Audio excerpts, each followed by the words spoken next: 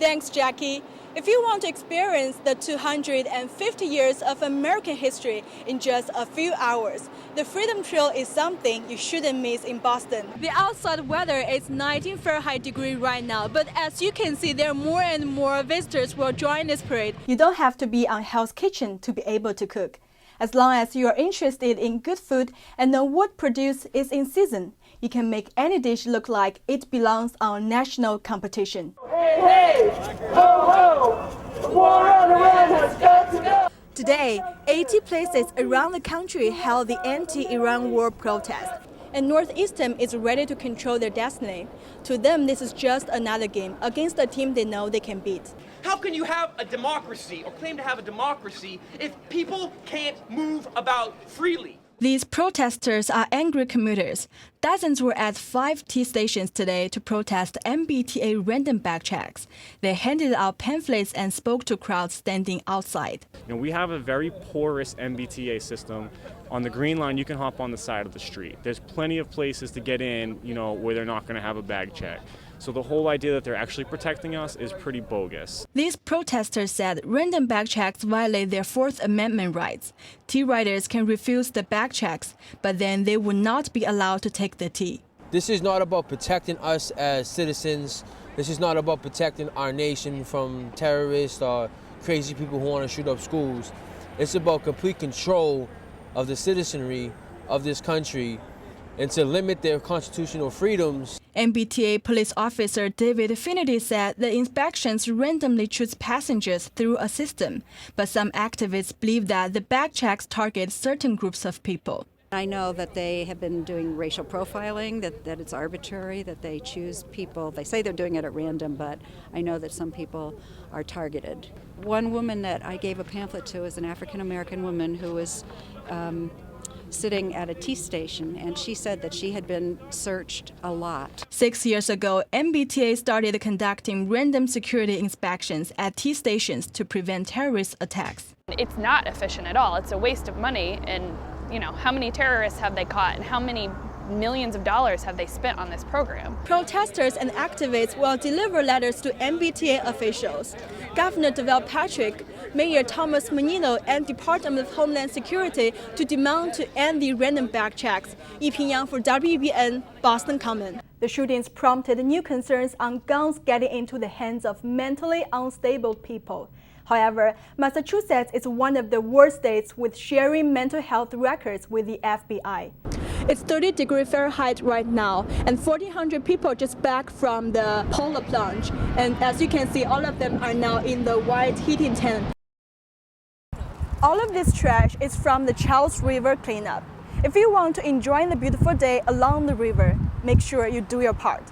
For WEBN, I'm Yiping Yang. Boston Federal Court is planning to hear testimony in the trial against Tariq Mahana, who has charged with terrorism. Thank you, Felicia and Dustin.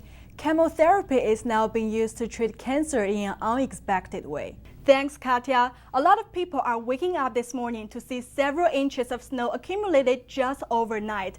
Last night's storm brought 2 inches of snow per hour. Today will feel much colder with lows of 30 and highs of 40. Grief and hope come together at this vigil. 56-year-old marathon runner Lizzie Lee was there. She's grateful that her daughter decided not to come to her run. Besides, she stayed home to vote the Venezuela's presidential election. My running partner told me, who would have thought that your daughter was safer today in Venezuela than in Boston? Hundreds of people like Lee are uniting to honor the victims. I think everyone just has that need to feel connected and to know that we are all affected by this. And at this point, we need to be making sure that kindness is our first gesture, that love is our first approach to strangers, to anyone we meet. I thought this is a chance to grieve and try to move on from this event, to again come together. Vigil supporters broke down with tears, embraced their loved ones, and offered flowers. I came to give away 26 flowers as 26 random acts of kindness for the 26 miles of the Boston Marathon. People are grateful for the way the city has reacted and shown their kindness. It's tough, you never think it's going to happen in your hometown.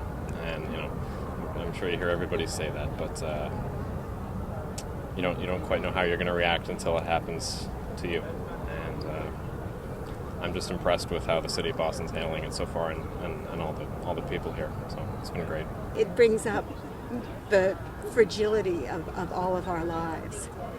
But it also brings up that there are way more good people on this planet than there are bad. And if we learn anything from being here tonight, we need to learn that, to not let fear win. The cost of a penny is not 1 cent.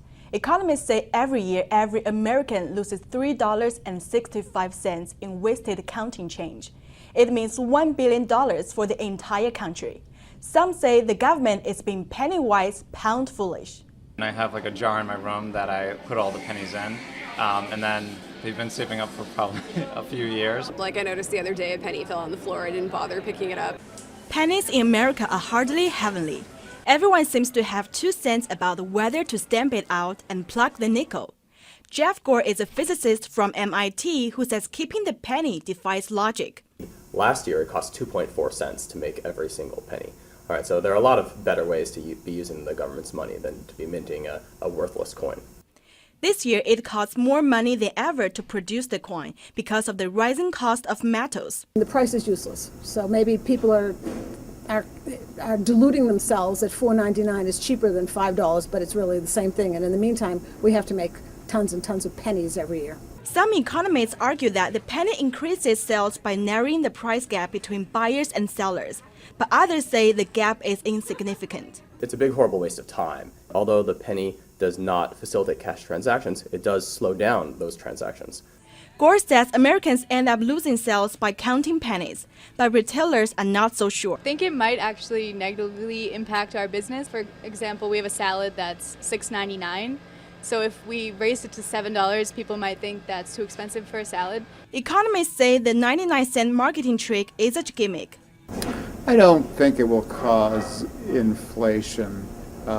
I think the 99-cent pricing model that many merchants use is really a marketing strategy. So I think it's more of a marketing and psychological issue than anything that would cause more inflation. Canada has just announced it will eliminate its $1 loonie coin by the end of this year. But instead of pushing to eliminate the penny, the Obama administration has given the Treasury more authority to use cheaper metals to cut production costs. The U.S. government said last year taxpayers lost $60 million on the production and distribution of pennies. I'm Yiping Yang, Boston Charter. WEBN reporter Yiping Yang is live to tell us what transit companies and commuters are doing to prepare for more snow. Yiping? Thank you, Rosa. As Mary Kate has told us, we're facing another snowstorm. Every weekend we seem to get snow and it is tiring, especially for commuters like David Perry. So the uncertainty is the biggest problem for me. I don't want to get stuck somewhere and then have Amtrak or the MBTA shut down service and I'm stranded somewhere. So that's why I hesitate to travel when I know there's going to be bad weather. When commuters have to travel during the snow, Michael Esposito says transportation like Amtrak is fully prepared. Making sure everyone's safe, getting our own staff in, our employees, and assure that our passengers getting on the trains are safe and once they're traveling. People drive more carefully, more cautiously, so it just makes the commute longer, but the ability to travel is still there. Joan White appreciates snow prep. She traveled to Boston to celebrate her 80th birthday. They were prepared and they got everybody off the roads quickly, and that was the thing that stopped the cars from getting stalled. So I think they handled it very well. Neighbors also picked up shovels and dug out their own streets. We did, yeah. We helped my neighbor, and yeah, people actually came together a little bit more than you'd see in other snowstorms about shoveling cars out and stuff like that. This weekend's snow is not expected to cause major public transportation delays, but travelers should plan for extra time. I'm Yiping Yang, live in Boston for WEBN News.